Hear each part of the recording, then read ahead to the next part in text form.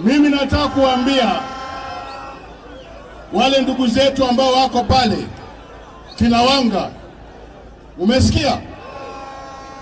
Wanga, unatuaibisha. Kama sisi Waluo tuko na prestige, wewe huwezi kwenda kulia kwa gazeti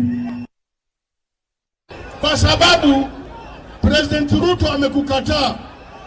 Mimi najua mambo yote President Ruto. Hapana kujiliza. Mimi nasema kae, kwa sababu mimi nimekuja kurarua. Si nirarue.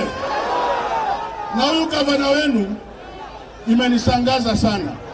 Hii Nakuru imekuwa sio Nakuru tulikuwa sisi.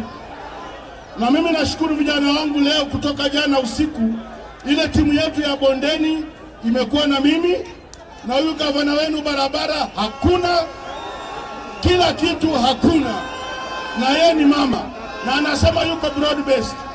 Si aende huyu mama, aende Kiika Kimani, aende. Haya, asanteni sana, Mungu atawabariki.